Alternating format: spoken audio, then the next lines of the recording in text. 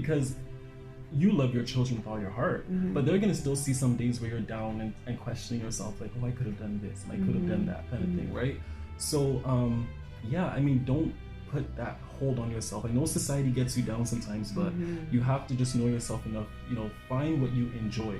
Find what you enjoy. You can always have a family and kids, and you can be a great parent whilst you enjoy what you're doing. You know what I mean? So some people find that younger, some people find it older.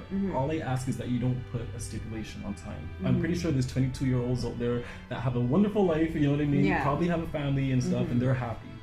Good for you.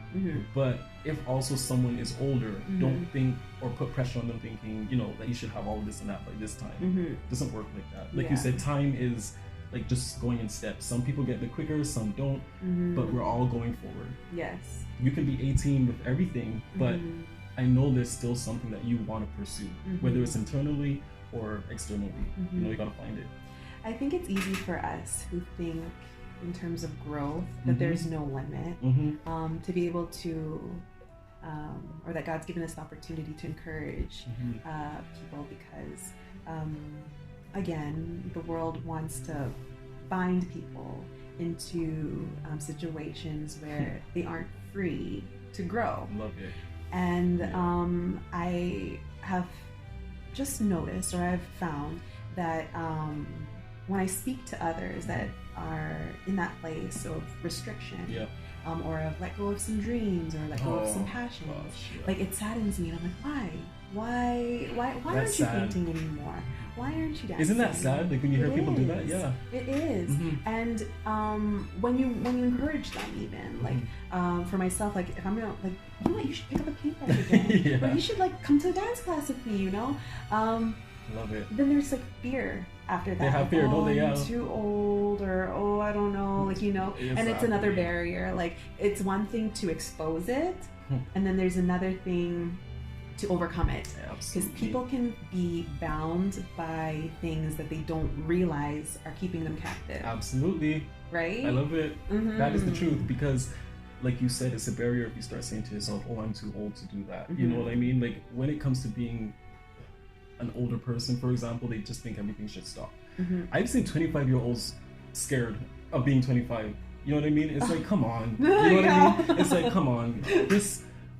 Why do people put so much time restrictions on themselves? Like, if you want inspiration, there's many people out there that have made it and being older. My thing has always been, if you become a millionaire at 18 years old, okay, and you have somebody who is maybe 50 years old who is still struggling, you know, if that person then becomes a millionaire at 55, do you know they would still experience the same amount of joy that you had at 18? Like, people think that being joyful or whatever like that just goes like uphill and it stays there.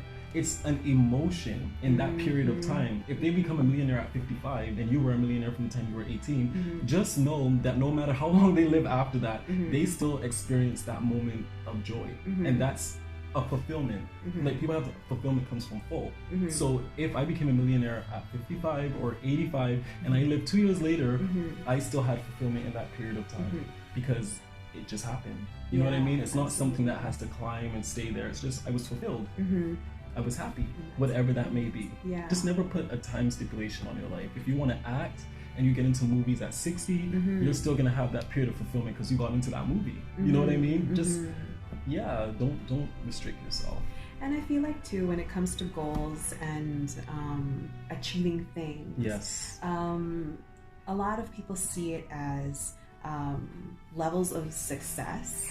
And if it's just a level of success in one thing, like let's, for example, you brought up being a millionaire, thereafter people might ask that 18-year-old millionaire, what next? Like another million, a million, a trillion, a gazillion? But what if that level of fulfillment is completed in their life, and then there's something else exactly what I'm saying. Yes, they have to explore, and people just see it as, like you were saying, like this just ever going like infinitely like line journey of success. But it's so much more than that. Like, you never, like, you do see trees grow to the tallest it can grow, yes, but at the same time the roots have to stay stronger. That's true. It has to go deeper. And you don't see a tree growing by itself either. They grow in communities, they grow in bushels, and Absolutely. there's levels of life under and around it. And so life is not just for you and that infinite like success line. It's about sharing after. And it's perfect you brought up trees, because even if you inject a little spirituality into it, put it this way, a tree grows, okay, and like you said, it's not an endless tree that keeps growing. It stops at a certain point. But what does the tree do after it stops at its point? It gives. It bears fruit, so you can pick and enjoy it. So if a tree really had emotion, I'm sure the tree would be pretty happy that it could bear fruit for other people. I think that's where the true success is. It never grows for itself. It grows to give oxygen. It grows to give fruit. That's what the tree does after it's fully grown, right? So if you want to look at your life in terms of that, you know, you grow to a certain point, but at the end of the day, the true success comes from what you can give out of that, not how much you can hold on to. You know what I mean? How much money you can hold on to. Because I mean, I say this all the time, we all pass eventually. You can't take that material stuff with you. It's going to mean absolutely nothing. You know what I mean? You can leave it for others, but it's not going to mean anything to you. Absolutely. But I'm sure you'll find the most fulfillment on how much you gave somebody else. That's how I look at my life, really. Absolutely. Yeah. I agree. That's my mission. Yes. To be fruitful. That's true. Whatever fruit it is that I produce, I know that it came from God, that it was something that the Lord gave me, that I had to dig out and find and nourish it myself first before I can get anyone to taste it, anyone to see it. But I know when I produce it, because it says in 1 Corinthians, like Paul said, that we are just to plant the seed. God will send someone else to water it, but it's God who makes it grow. So if God made that fruit grow and be produced in my life, I know that He said, okay, that's good. That's good enough for someone else to love it. And I also want to say as well, sometimes it's not always a good person to water that fruit. I have said many times before, you know, and some people miss these little things too, because sometimes it's people who can't stand you, or sometimes it's people that you are not clicking with at all, that are the people to help you grow. I truly believe God uses even the evilest of people, okay? He uses them because He knows their hearts already. But sometimes they may have a resource that you don't. And He may use a bad person to bless you. Amen. You know what I mean? Look at it. I mean, look at it from those eyes. Sometimes it is a terrible person that is the one to bless you. He uses them. He uses good people, but He can also use a bad person because, like I said, they may have a resource that nobody has access to. And you know, He's not scared. He's like, okay, I know how you are, but I'll use you to bless my child. And that's just the way it goes. So that's another thing about the ego. Never think you're greater, you know, than God for Him to use you, basically. He will use you for what He wants to use you for, regardless of if you love Him back or not. You know what I mean? But at the end of it, I just hope that a lot of people find a sense of fulfillment in themselves. You know what I mean? Try your best to find yourself and the better self. And if there's anything that, you know, you may have some struggles with and stuff like that, just try to find something to remedy that. You know what I mean? And yeah, you have to love your neighbor.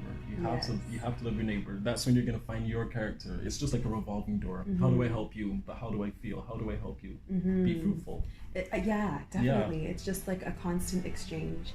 I love. There was a song by Martha Munizian. It was called "The Great Exchange." Nice. And she was talking about like how God exchanges our sorrow for His joy, and just like that constant exchange. And I feel like I've heard once that the cross is not only vertical but it's horizontal. So it's not only our relationship with God. It's our relationship with each other that shows the fullness of love and like how it grows. Because we have to extend that, and like for us to encourage one person to try your best to find everything that is inside of you. And they're just like looking in the mirror like, I don't know. But the thing is, you're never alone. God will never leave you or forsake you. And at the same time, there's a Rashad in the world, there's a Maria in the world to tell you, you know what, you are beautiful, you are talented, you are kind, gifted, and everything that God put in you, that has purpose. Exactly, no matter what it is. And I want to let people know you don't have to be the most famous person in the world, you don't have to be popular, you don't have to be any of that stuff. You can be so fulfilled as long as you love what you're doing.